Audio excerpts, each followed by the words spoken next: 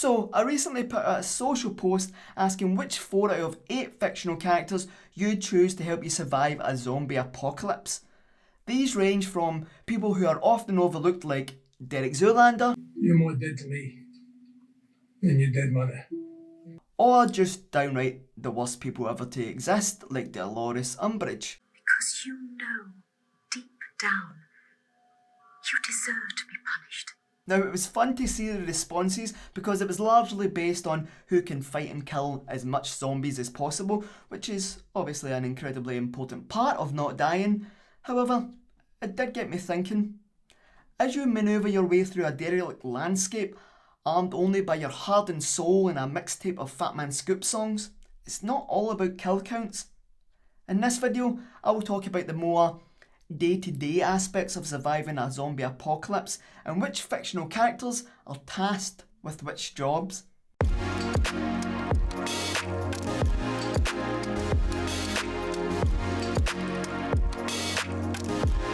So when building the list, I placed only a couple of restrictions on it, right? So no superhero abilities and no magic users. This is my thought process. So you need someone on watch at all times, right? Because you don't know who will try and break in and steal your Fat Man Scoop mixtape or your prized edition of Portable Restroom Operator magazine, which turns out is a real thing. Seriously. Now, someone on watch at all times means night shift, and I can see this being a point of contention, right? Because not everybody is going to want to do night shift all the time, and even if they did, there's nothing worse than a delivery arriving just before your shift is meant to end, even if that delivery is a multitude of flesh-eating, decaying zombies. So my solution to this is Viago from What We Do in the Shadows. And look, I know you're probably thinking, Gary says no superheroes or magic users, but vampires are alright. I don't really want or need anything other than Viago's preference to nighttime, and well, if I'm honest, the fact that he likes to keep a clean and tidy home. Vladislav is right. It's unacceptable to have so many bloody dishes all over this bench like this. If you haven't seen What We Do in the Shadows, I'd certainly recommend it. I just think that Viago would be the type of guy who would honour his job, and he would wake up just before his shift starts and he would never be late. And he would leave like wee notes of support for the people who's taken over after him. Granted, you'll probably need to feed on human blood, but maybe we could have like a talent show, right?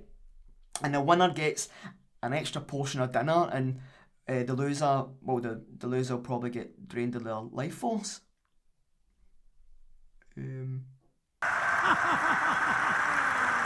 Next up, we need somebody to keep us fed, and to do so without the aforementioned consumption of human blood. So maybe like a wee garden or something that they can tend to and then subsequently cook whatever is grown. And they also need to do this in this harsh environment. And apart from waiting for a train in Glasgow in January and someone's just asked you what team you support, there is no more harsh environment than Mars. So Mark Watney, you're up.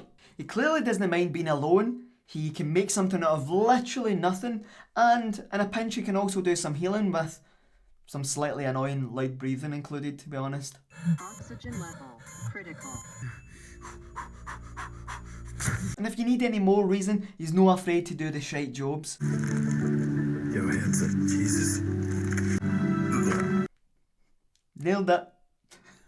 We have Viago from What We Do in the Shadows, and we have Mark Watney from The Martian help us survive this zombie apocalypse. So, one more. Isis from Bring It On. Look, and I'll tell you straight up, I'm not having any chat about her being the villain in Bring It On, right? They get their cheers stolen, they pull out the team that are doing it, and then suddenly she's the villain? I'm not having it. Not on my watch. And there's only so much running away from zombies you can do before it starts to get a bit boring, so why not add a little bit of flair to it? And that's exactly what Gabrielle Union's character would do. And they could even do like a little halftime show during the Win or Die talent show. It's a win-win for everybody. Well, except for a person that dies each week and gets fed to a vampire. So there it is. That's our 3 characters to help us survive a zombie apocalypse.